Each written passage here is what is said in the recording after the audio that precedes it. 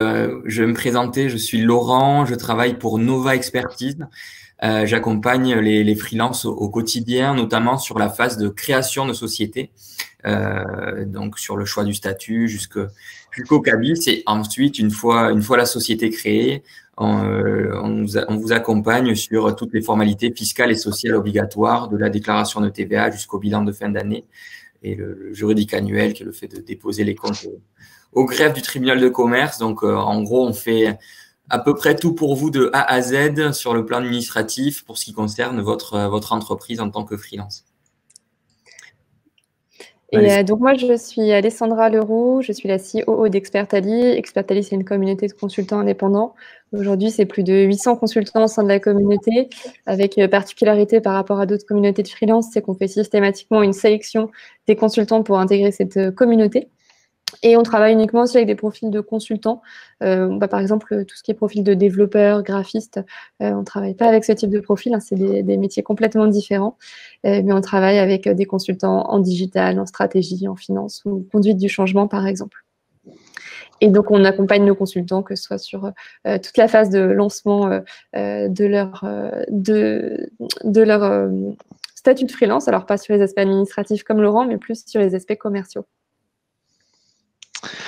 Et moi, du coup, donc, je me présente, je suis Aurélien Narcy, je suis le responsable des ressources humaines de la société Portalia, donc une société de portage salarial. Et nous, on accompagne aujourd'hui plus de 150 consultants, du coup, qui ont choisi le portage salarial, donc qui est une méthode un peu alternative aujourd'hui aux personnes qui sont indépendantes et qui souhaitent, du coup, bénéficier d'une protection type salariale. Donc, aujourd'hui, je vais vous présenter un peu comment ça fonctionne au niveau du portage salarial, comment on calcule son revenu et quels sont les avantages, du coup, de passer par du portage salarial. Voilà. 31 participants. Ouais, on était 70 inscrits. Donc, on peut peut-être attendre 2 minutes les derniers retardataires. Alors, de toute façon, vous aurez accès au replay hein, pour les participants. Pensez à poser toutes vos questions aussi au fur et à mesure dans l'onglet questions. Et on y répondra plutôt à la fin, histoire de pouvoir mutualiser toutes les questions et que ce soit plus simple pour tout le monde.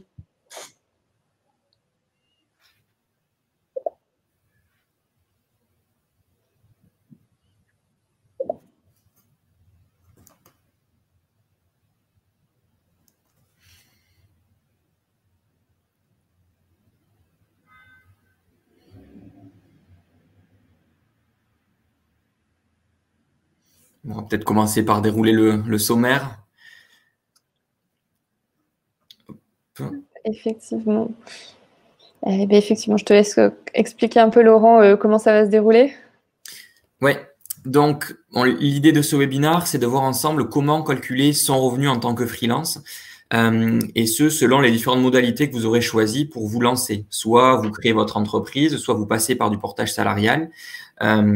Et donc, l'idée, c'est d'avoir des cas pratiques, concrets, avec des mises en situation pour vous montrer, en gros, ce que vous aurez à payer en termes de charges sociales, en termes d'imposition, et donc ce que vous aurez à prendre en compte dans le calcul de votre TJM.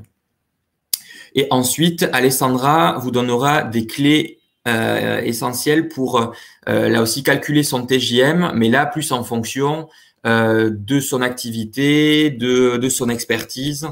Et donc, ça sera une approche différente de l'approche qu'on pourra avoir avec Aurélien sur plus la partie, nous, cotisation sociale et traitement en termes de taxes et d'impôts. Donc, bon, il est 35, on va démarrer, on va rentrer un peu dans le vif du sujet et on va commencer par un premier cas pratique, le cas de Karine, 32 ans, qui a un TJM de 1 000 € hors taxe et qui bénéficie en parallèle des indemnités de Pôle emploi et elle touche 3 500 € par mois. Elle est célibataire et elle travaille dans le digital. Donc, elle, ce qu'elle veut, c'est maximiser ses revenus. Du coup, cumuler indemnité Pôle emploi avec son activité de freelance. Et bon, avec ces enjeux-là, le plus pertinent, c'est de se lancer sous format SASU. Pour différentes raisons. Si vous êtes intéressé sur le sujet, on pourra vous conseiller ensuite, on pourra vous donner nos coordonnées pour vous expliquer tout ça. Mais voilà, en gros, la SASU, pourquoi? Puisque quand on a Pôle emploi en parallèle, l'idée, c'est de ne pas se rémunérer. Et quand on est en SASU, si on ne se rémunère pas, on n'a pas de cotisation sociale à payer. Et en plus de ça, le revenu que l'on va générer, on va le récupérer sous forme de dividendes. Et les dividendes en SASU sont faiblement taxés, plus faiblement que quand on est en EURL. Donc, c'est pour ça que Karine a choisi la SASU. Donc, l'idée, je crois qu'il y avait une slide avant, normalement.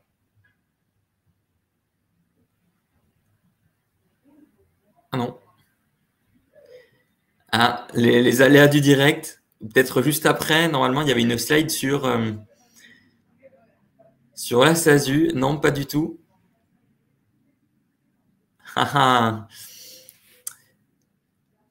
C'est bizarre. Ah ouais, en effet. Bon, alors, tant pis. Donc, en gros, la slide qui manque montrait le traitement des revenus sur la SASU. Et ensuite, ce qui après vous incombait en vous en tant que particulier. Et donc, quand vous êtes en société, donc vous allez générer du chiffre d'affaires. Donc, en SASU, dans notre exemple, c'était 1 000 € de TJM fois le nombre de jours ouvrés. Donc, on peut partir sur, par exemple, 200 jours ouvrés à 1 000 € hors taxe. Ça nous fait un chiffre d'affaires de 200 000 €. Suite à ça, derrière, on va pouvoir passer des charges sur son entreprise.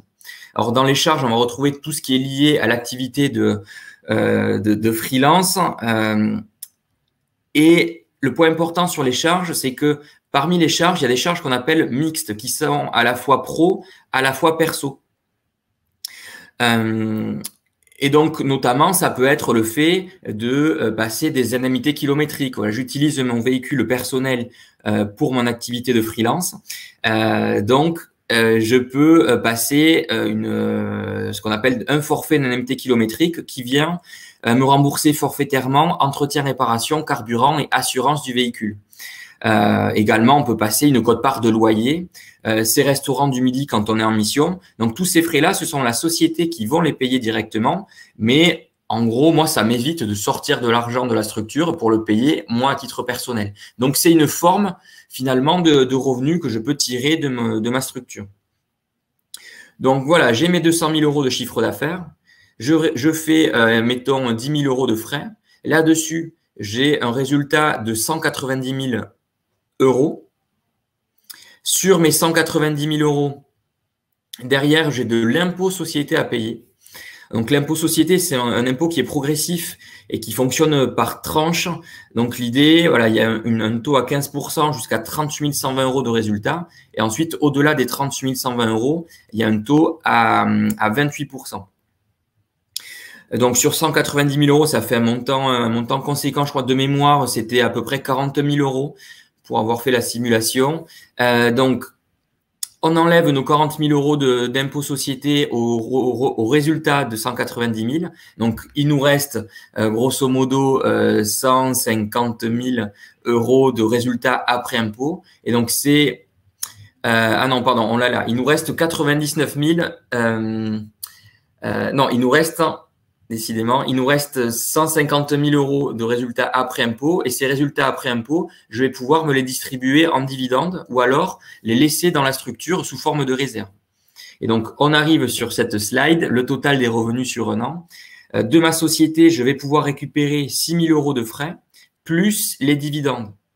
Sur les dividendes, j'ai à payer 30% de ce qu'on appelle la flat tax. Donc, dans les 30%, il y a de l'impôt sur le revenu sur un taux fixe qui est à 12,8% et on a des prélèvements sociaux à 17,2%. Donc, ce qui fait un coût global à 30%. Et donc, une fois que je paie mes 30% sur mon résultat net que j'aurais décidé de me verser en dividende, à la fin, il me reste 99 230 €. Donc, ce montant-là, c'est un montant qui est net d'impôt sur le revenu, puisque en payant les 30%, on a déjà payé son impôt sur le revenu. Donc, on a ces dividendes-là.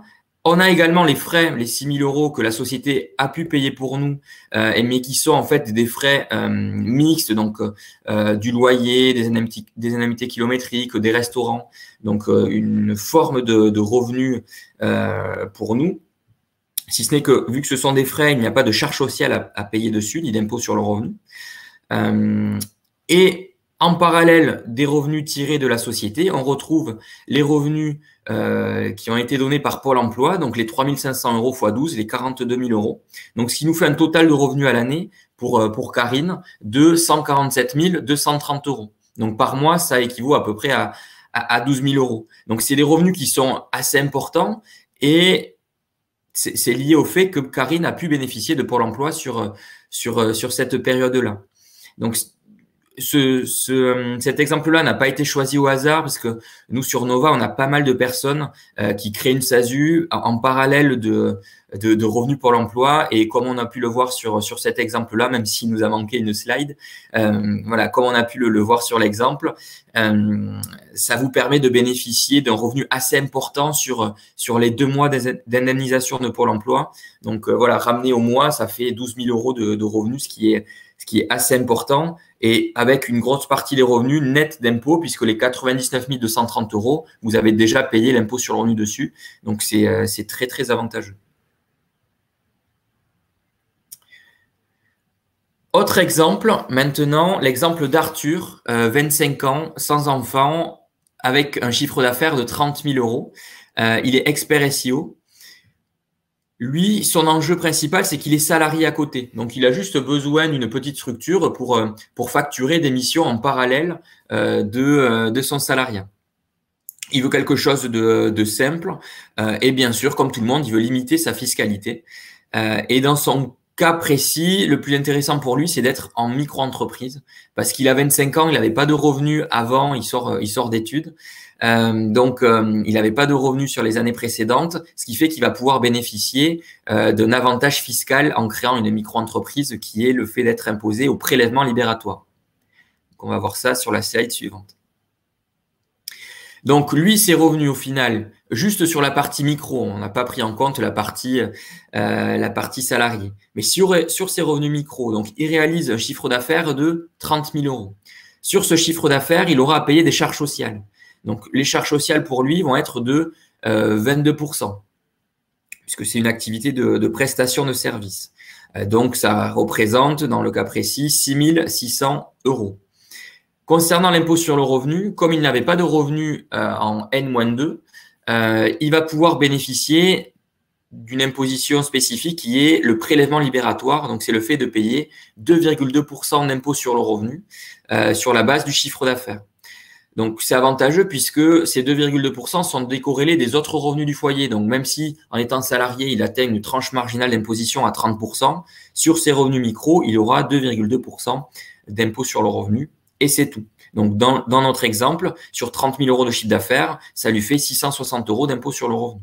Donc, au final, sur sa micro-entreprise, net de charges sociales et d'impôt sur le revenu, il va générer 22 740 €. Donc, ramené au mois, ça fait à peu près un complément de 1 895 € par mois, ce qui est non négligeable.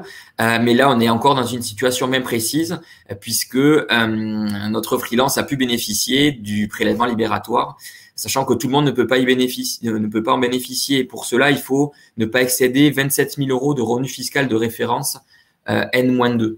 Donc, si vous êtes salarié sur les années précédentes en N-2, généralement, vous êtes au-delà des 27 000 € et donc, vous ne pouvez pas bénéficier de ce régime-là.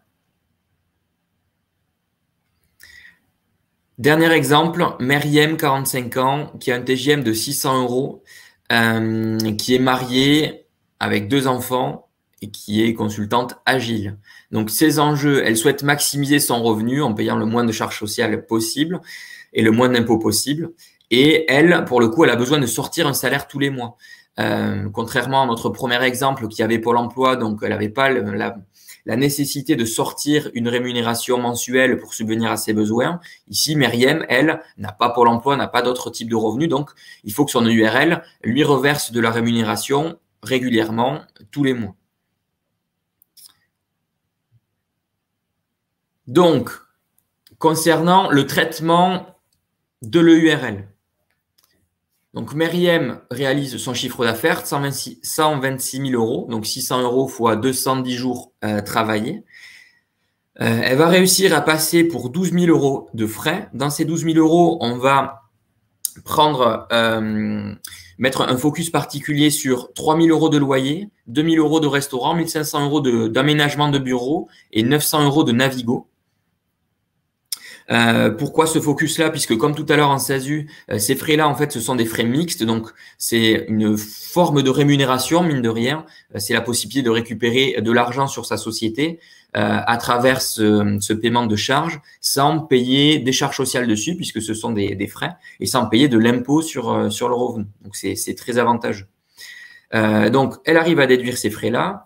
Derrière, elle va devoir se verser une rémunération. Donc, généralement, en EURL, le plus intéressant, c'est de se verser l'intégralité de ce qui reste en rémunération pour avoir un résultat le plus proche de zéro et avoir ainsi un impôt société proche de zéro. Donc, dans notre exemple, elle a 78 000 euros de rémunération nette sur laquelle elle va devoir payer ses charges sociales. Donc ici, 35 100 euros, qui est l'équivalent de 45% à peu près de la rémunération nette. Donc, si on se remet dans le cadre général, donc j'ai mon chiffre d'affaires, je déduis de ça mes frais, ma rémunération et mes charges sociales. À la fin, je dégage un résultat. Sur ce résultat, j'ai à payer de l'impôt société. Donc ici, c'est un impôt société juste sur la tranche à 15%. Donc ça lui fait 135 000 euros. Et donc à la fin, il lui reste 765 euros de résultat après impôt société. Donc si on passe à la slide suivante, on aura le détail des revenus qu'elle aura pu tirer de son EURL. Donc en l'occurrence ici, sa rémunération. Et là, on a fait une simulation pour avoir la rémunération nette d'impôt. Donc, dans le cas précis, elle est mariée, 2 enfants, et j'ai fait une simulation avec un conjoint qui a un revenu net imposable à 50 000 euros, ce qui lui fait une rémunération nette d'impôt à 63 024 euros. Et ensuite, elle a pu récupérer des frais mixtes. Donc, on a pu les énumérer tout à l'heure, le loyer, le Navigo, les restaurants, l'aménagement de bureau. Et donc, tout ça, ça lui fait 7 400 euros de complément. Donc, au total, elle a pu avoir un revenu net de 70 424 euros.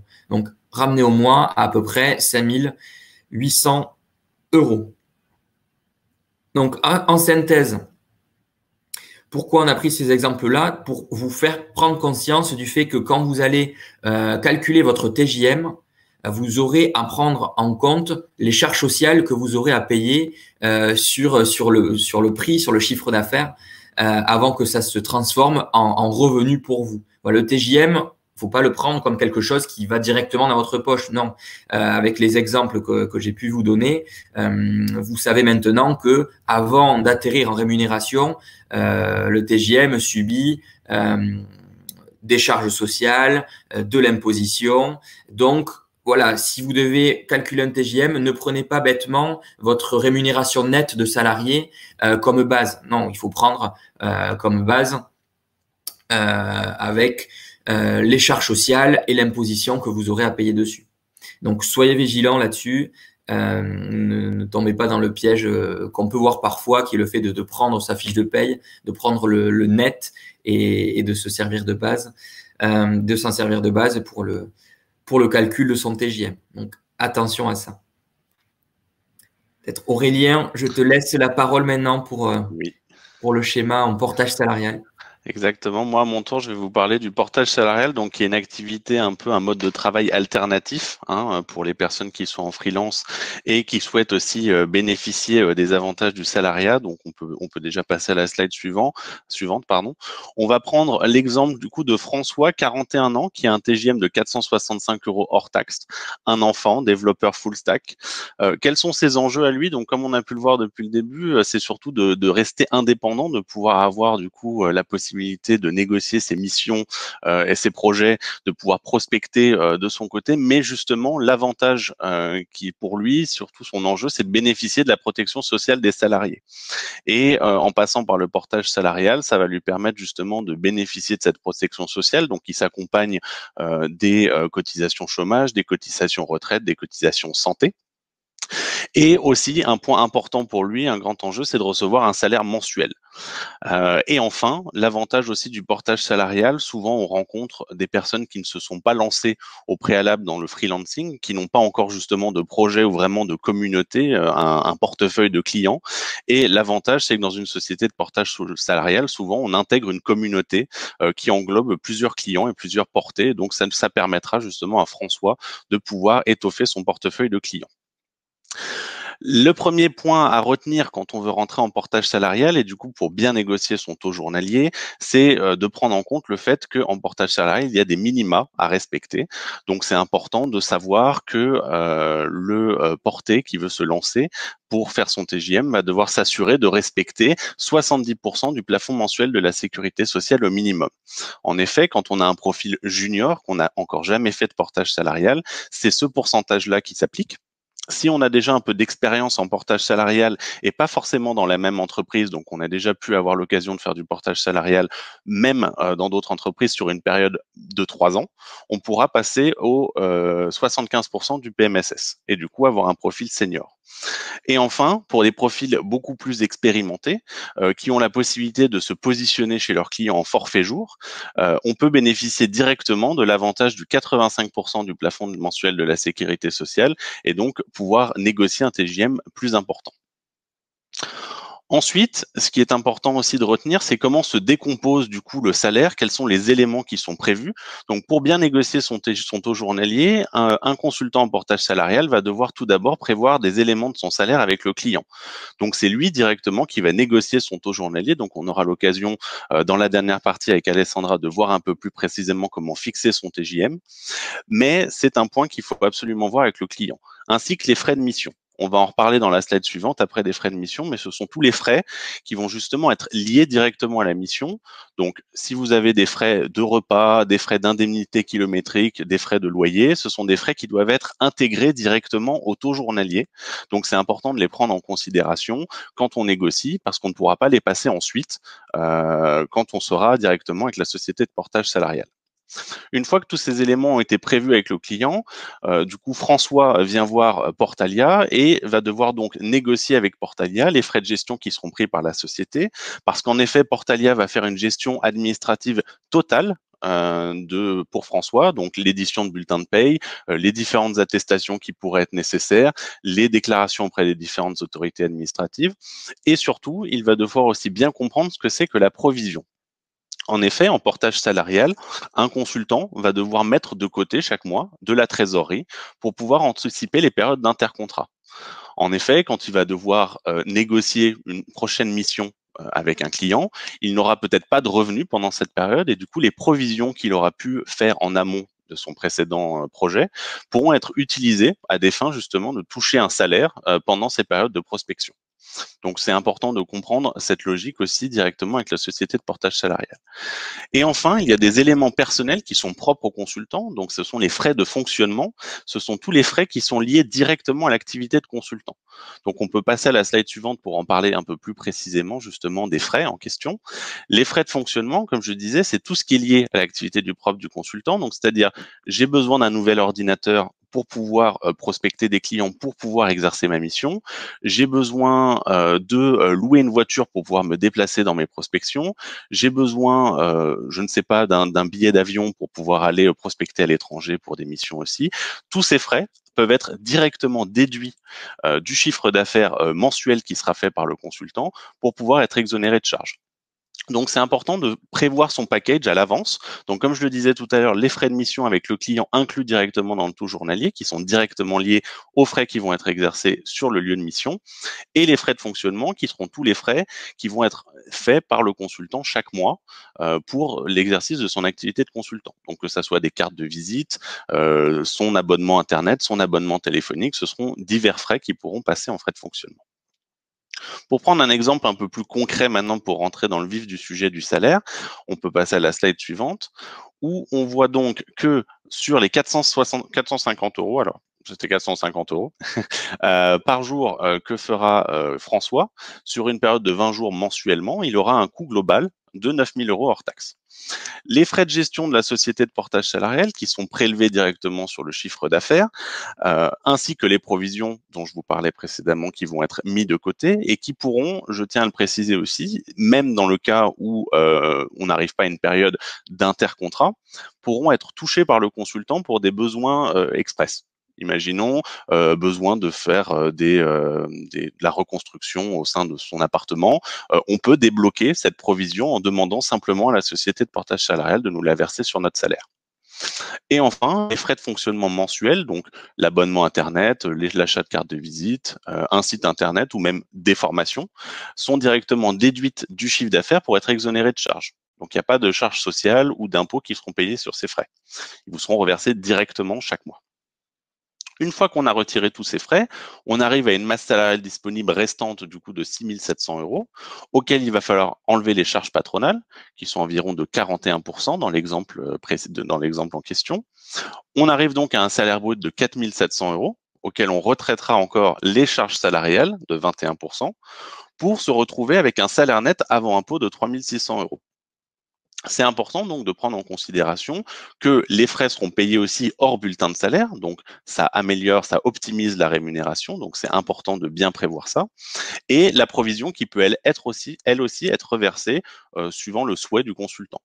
Donc on se retrouve donc avec François qui obtiendra chaque mois un total net dû de 4 500 euros.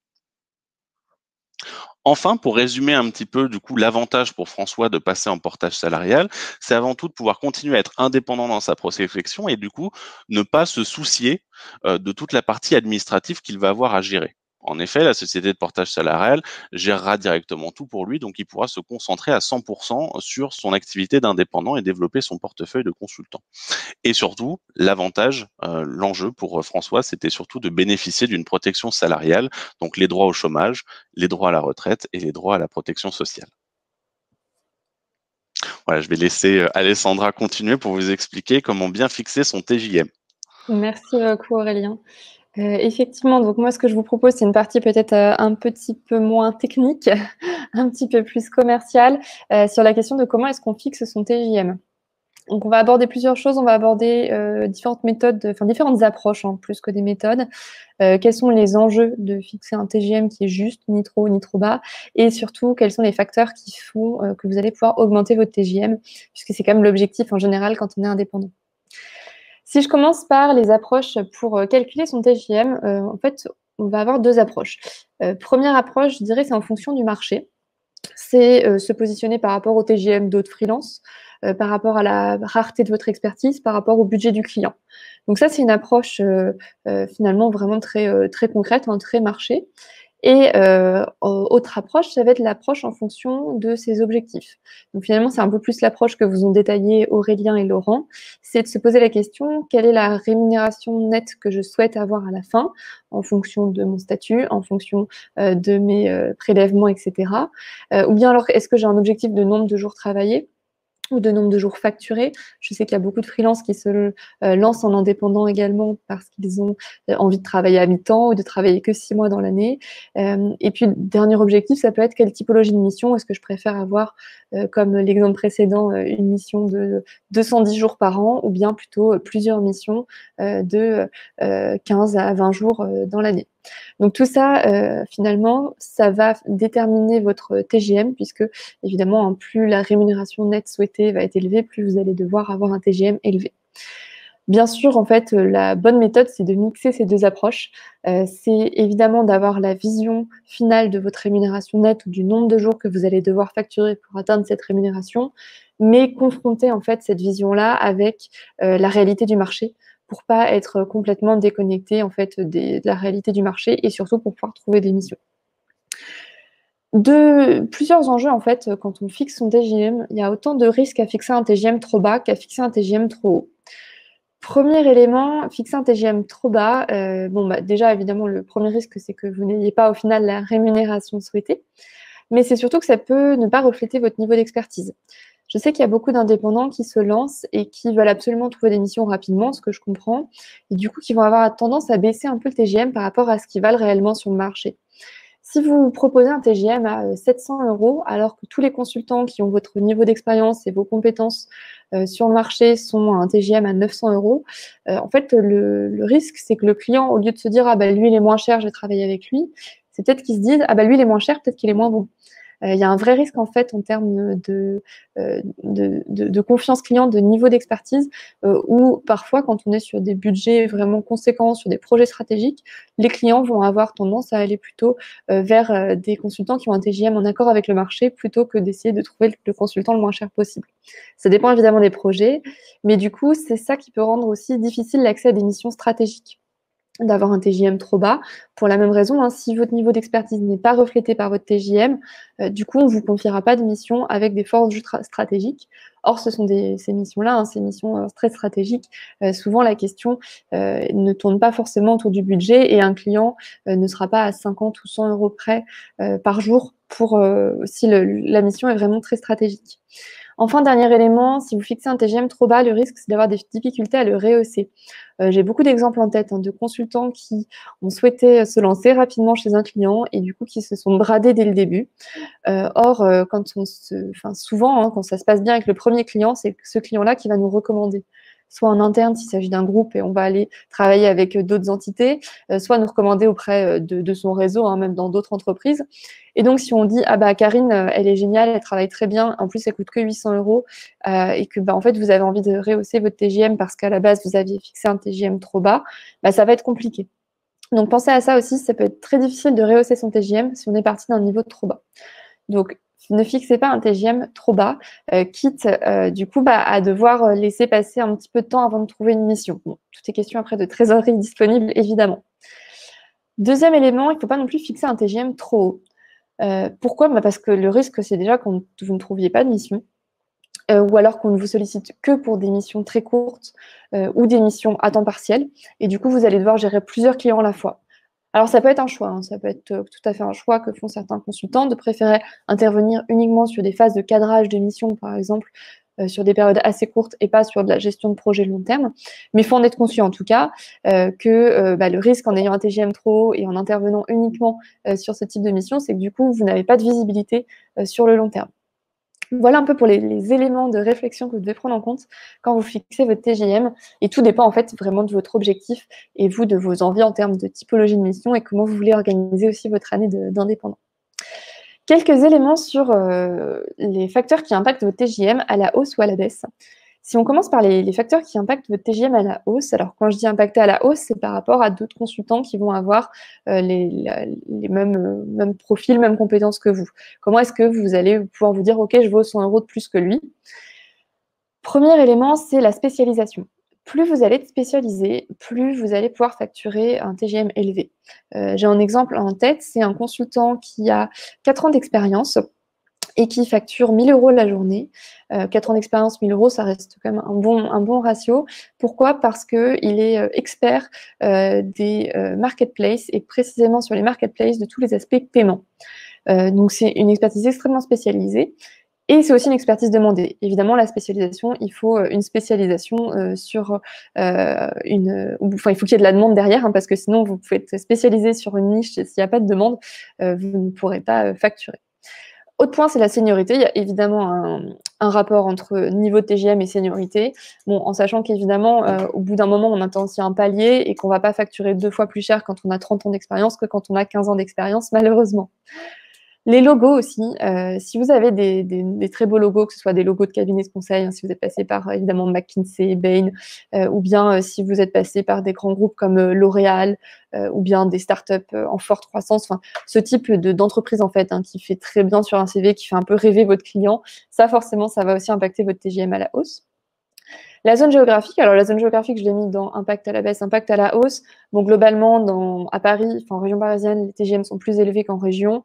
Et dans les villes, les TGM sont plus élevés que dans des zones un peu plus rurales, je dirais.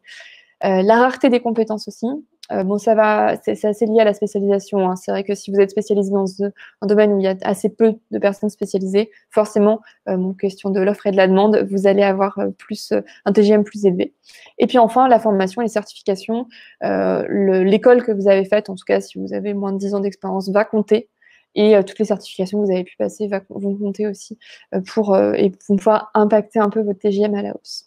Et du coup, à l'inverse, 3 éléments principaux qui, à mon sens, impactent votre TGM vers le bas, c'est plutôt si vous avez un profil trop généraliste.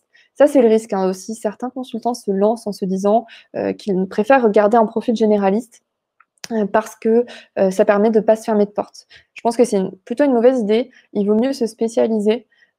Encore une fois, se spécialiser dans un secteur dans lequel il y a de la demande plutôt que de rester généraliste et vous pourrez facturer plus. La crise économique, malheureusement, on s'en rend compte en ce moment qu'il y a beaucoup plus d'offres de freelance que de demandes de mission. Donc forcément, ça tire un peu les TGM vers le bas. Et puis, zone géographique, je vous en ai déjà parlé. Pour terminer, ce que je vous propose, c'est quelques petits éléments pour négocier votre TJM sans le baisser, puisque voilà, même si vous vous êtes fixé un TJM à 700 € par exemple, et que vous allez quand même vouloir trouver des missions, donc il va falloir trouver des compromis avec les clients. Donc quelques astuces qui vous permettent de négocier sans rogner sur votre TJM. Bon, déjà assez classique, hein, annoncer un TJM plus élevé que le TJM que vous visez réellement. Ça va être surtout le cas quand vous passez par les achats de votre client, puisque les achats, c'est leur métier de négocier. Et donc, il faut toujours laisser un petit peu de marge de négociation.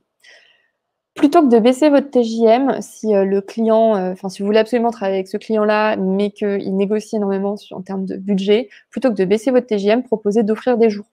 Pour la même raison que ce qu'on a vu avant, offrir des jours, 3-4 jours, bon, au final, hein, pour vous, ça aura le même impact sur votre revenu, mais d'un point de vue communication, d'un point de vue négociation, et surtout pour la suite, ça permettra d'éviter d'avoir un TGM qui est bas, et du coup, ça permettra d'éviter que ça s'impacte en fait sur le long terme. Vous pouvez aussi proposer un TGM dégressif à partir d'un certain volume. Par exemple, si vous intervenez si vous faites des formations en entreprise, ça peut être une bonne façon de faire, de dire, bon, voilà, si je fais 10 jours de formation, j'ai un TGM temps, mais à partir du 11e jour de formation, je diminue mon TGM de X%. Vous pouvez aussi proposer une remise de fin d'année en cas de dépassement d'un montant annuel de facturation. Et toujours, moi, mon conseil, c'est de toujours justifier une remise commerciale. Donc, ne faites pas de remise commerciale juste parce que ça fait plaisir aux clients, mais expliquez, ok, exceptionnellement, je vous fais cette remise commerciale parce que le projet m'intéresse, parce que l'entreprise m'intéresse, parce que j'ai envie de me développer sur tel ou tel secteur. Même si c'est pas vrai et que la seule raison, c'est que vous souhaitez trouver une mission, surtout vu le contexte actuel, toujours justifier les remises commerciales. Voilà de mon côté, j'ai dit tout ce que j'avais à vous dire et on est dans le bon timing. Donc, ce que je vous propose, et j'ai vu qu'il y a déjà pas mal de questions sur le chat, c'est qu'on puisse y répondre et qu'on passe un peu en revue toutes les questions que vous nous avez posées. Je vais reprendre depuis le début. Alors, première question, dans quelles conditions un micro-entrepreneur touchant l'ARE peut-il le perdre définitivement? Bon, ça, Laurent, je pense que ça va plutôt être pour toi. Oui, alors l'ARE, pour resituer pour tout le monde, c'est l'aide au retour à l'emploi, c'est les indemnités pour l'emploi tous les mois. Alors, c'est pas forcément une perte quand on est micro-entrepreneur, si on génère du chiffre d'affaires, vu que en micro-entreprise, on est en personne physique, il n'y a pas de séparation avec son entreprise sur le plan juridique. Le chiffre d'affaires généré sur la micro, c'est du revenu pour moi à titre individuel, donc je dois déclarer ça à Pôle emploi. Et Pôle emploi vient en complément si le revenu que j'ai généré sur ma micro est inférieur aux indemnités qu'il me verse, ou alors si le chiffre d'affaires est supérieur aux indemnités, il ne vous verse pas d'indemnités sur le mois et ces indemnités-là sont reportées dans le temps. Voilà pour le cadre général. Après, pour perdre l'ARE quand on est en micro-entreprise, je vois pas de cas de figure, puisque normalement, c'est un simple report. C'est un simple report des indemnités quand elles ne sont pas versées du fait du chiffre d'affaires perçu sur la micro-entreprise. Okay. David qui demande, auriez-vous une analyse entre TJM et statut? Je ne suis pas sûre de bien comprendre, David, la question.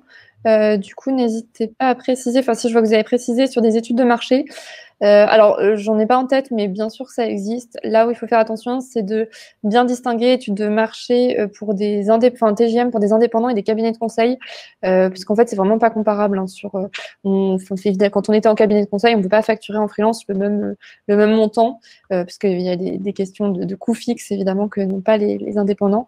Je vais réfléchir, je vais voir si j'en ai en tête à suggérer. Les enjeux d'un TGM juste dans une période de crise telle que celle qui s'annonce, faut-il faire un effort pour gagner une mission? Alors, excellente question. C'est une question que je me pose très souvent et que j'échange beaucoup avec les indépendants avec lesquels je travaille là-dessus. En fait, tout va dépendre de votre situation individuelle. Est-ce que vous avez suffisamment de trésorerie pour tenir pendant 3-4 mois sans mission ou pas? Concrètement, si la réponse c'est vous n'avez pas cette trésorerie, bah, bien sûr, il va falloir potentiellement faire un effort sur le TJM et il va falloir faire tout votre possible pour trouver la mission. Maintenant, gardez en tête que la crise a, voilà, moi, les éléments que j'ai, en échangeant avec les clients, avec les consultants, on a fait une étude d'ailleurs récemment auprès des consultants indépendants et de l'impact que ça a eu sur eux, cette crise et le confinement. A priori, ça devrait quand même repartir un jour ou l'autre, les missions, notamment après en septembre. Il y a beaucoup de projets qui sont reportés en septembre.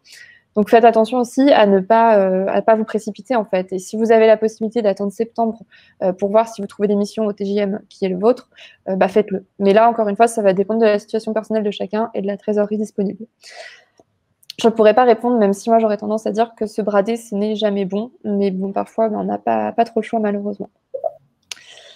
Magie, offrir des jours est-il légal? Ça ne s'apparente pas à du travail très dissimulé. Ah oui, effectivement, très bonne question. C'est vrai que j'ai pas. Là, je vous ai parlé un peu des techniques de négociation d'un point de vue commercial, d'un point de vue échange avec le client. Après, il faut voir comment concrètement on l'applique dans les contrats. Ça peut être aussi offrir 3 jours à un TJM très bas en fait, plutôt que effectivement un TJM égal à 0. Mais l'idée étant derrière toujours que le TJM final et le TJM global soient toujours le même. Bon, là, c'est évidemment quand on parle de missions en régie ou en nombre de jours et pas de mission au forfait. Est-ce que vous avez d'autres questions? Alors, je vois qu'il y a des questions sur le chat aussi, j'ai l'impression.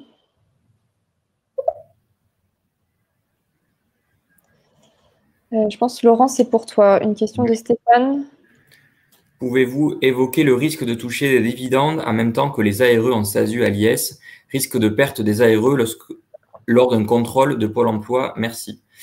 Oui, alors, la question du cumul dividende avec sa société.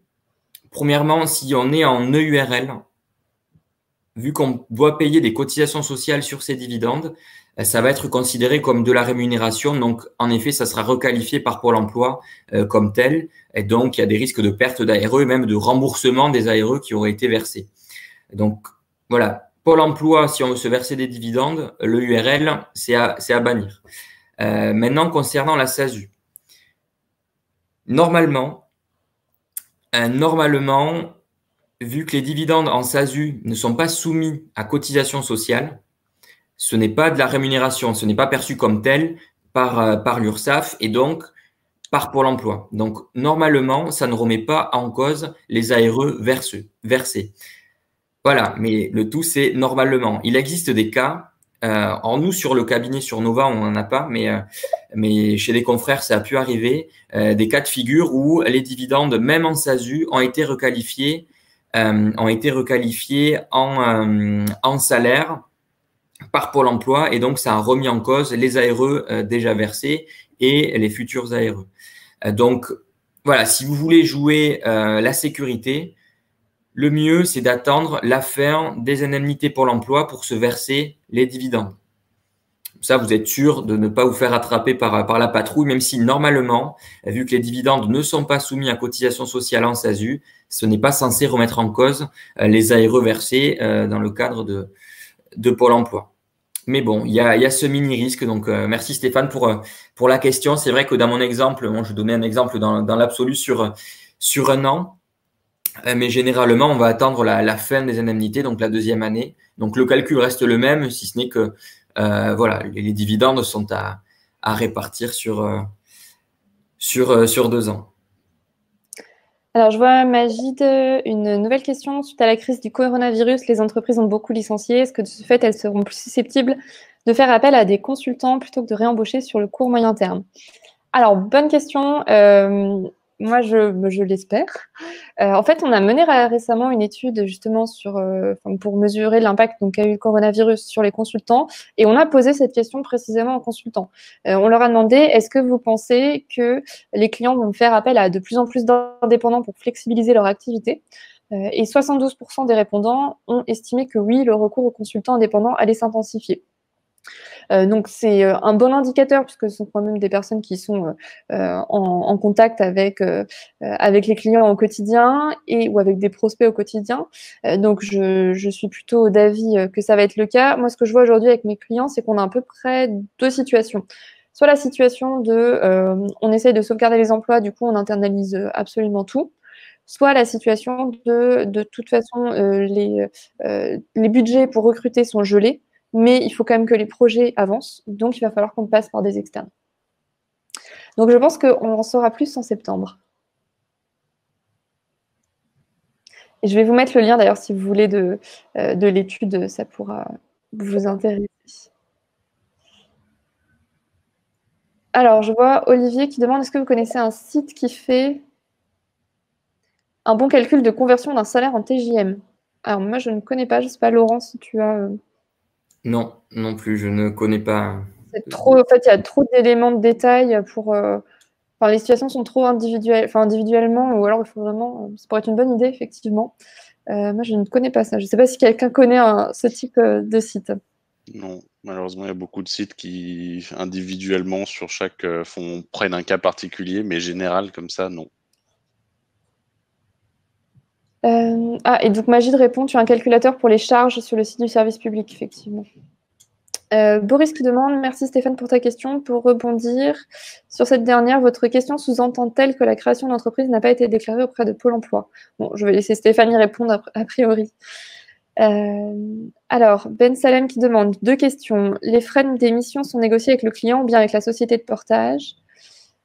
Alors, en CDI, comment Portalia pourra me protéger si la mission s'arrête en 2 mois? Bon, je te laisse répondre, Aurélien.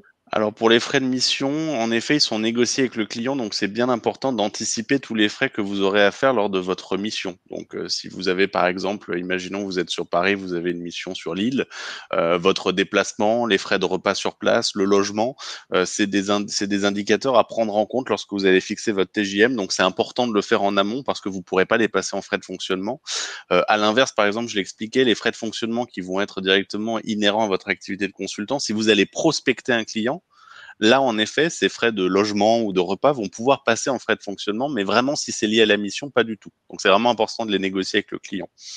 Et en quittant mon CDI, comment Portalia pourra me protéger si la mission s'arrête en 2 mois, vu que je ne serai pas éligible au chômage qu'à partir de 3 mois. Donc, ce qui peut être intéressant, et c'est là où je parlais tout à l'heure des provisions, en portage salarial, si on fait bien les provisions chaque mois, ça veut dire qu'on peut avoir un 3e mois de salaire qui sera payé en fait du fait des provisions.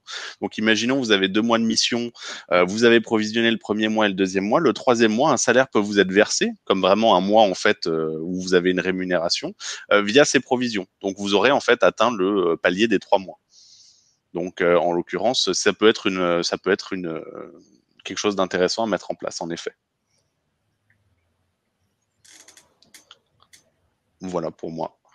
Et je vois François qui dit « Je me lance en consultant communication, micro-entreprise. Pour calculer ma rémunération, je fais donc… alors, je te laisse lire, Laurent, tu sauras mieux que moi. » Donc, pour la rémunération, TJM, fois le nombre de jours travaillés, moins charge sociale de 22%, moins 2,2% de prélèvements libératoires, autre chose à prendre en compte. Alors, petite précision, François, je l'ai dit pendant la présentation, les 2,2% de prélèvements libératoires, c'est sous condition. Pour ça, il faut ne pas avoir un revenu fiscal de référence N-2, donc 2018, supérieur à 27 000 € à peu près. Donc, les 27 000 €, c'est pour une part fiscale, mais si vous êtes 2 sur le foyer, par exemple, il faut multiplier les 27 000 par le coefficient, donc par 2. Donc voilà, c'est très spécifique le prélèvement libératoire. Si vous pouvez y avoir accès, tant mieux. Sinon, vous êtes imposé sur 66% de votre chiffre d'affaires au barème de l'impôt progressif, de l'impôt sur le revenu. Donc voilà, Petite précision, les 2,2, c'est vraiment des cas spécifiques. C'est avantageux, mais voilà, c'est pas destiné à tout le monde. C'est destiné à ceux qui avaient des faibles revenus, disons, en N-2. Mais sinon, oui, c'est ça. Vous prenez votre TJM, vous multipliez par le nombre de jours travaillés. À ça, vous enlevez les 22% de charges sociales. Et pour avoir la rémunération nette d'impôt sur le revenu, vous prenez le chiffre d'affaires, vous lui enlevez 40%. Et donc, ce qui va rester, les 60% de chiffre d'affaires, vous lui faites subir le barème progressif de l'impôt sur le revenu. Donc, le barème, vous le connaissez. Voilà, entre 0 et 10 000, vous n'êtes pas imposé. Ensuite, vous êtes sur un taux de 11% jusqu'à 25 000 euros à peu près. Puis après 30%, puis 41%. Est-ce qu'il y a d'autres questions encore ou est-ce qu'on a fait le tour? Donc, comme on vous le disait, de toute façon, vous aurez accès au replay si vous voulez revoir quelques éléments. Notamment, j'ai vu qu'il y a des personnes qui s'étaient connectées un peu tard. Mais si vous avez des questions, on peut encore attendre quelques minutes. Et sinon, bah, merci beaucoup en tout cas pour votre temps. Peut-être moi, en complément, c'est vrai que sur mes slides, bon, j'ai décidé pour les freelances du choix de la forme, SASU, micro, URL. Mais voilà, c'était des cas bien spécifiques. Donc, si vous êtes en phase de création d'entreprise et que vous souhaitez être accompagné et avoir du conseil, vous pouvez nous contacter directement. Alors, je vous mets le lien sur notre page contact et prendre rendez-vous gratuit avec un conseiller en création d'entreprise. Donc voilà, n'hésitez pas à nous solliciter. On est ouvert tout l'été. Donc, il vous suffit de remplir les différents champs. Et si vous êtes de la communauté Expertali, vous aurez droit à un petit cadeau de bienvenue en plus. Donc voilà, n'hésitez pas à venir de la part d'Expertali. Et puis, bah, merci à tous en tout cas. Merci à tous.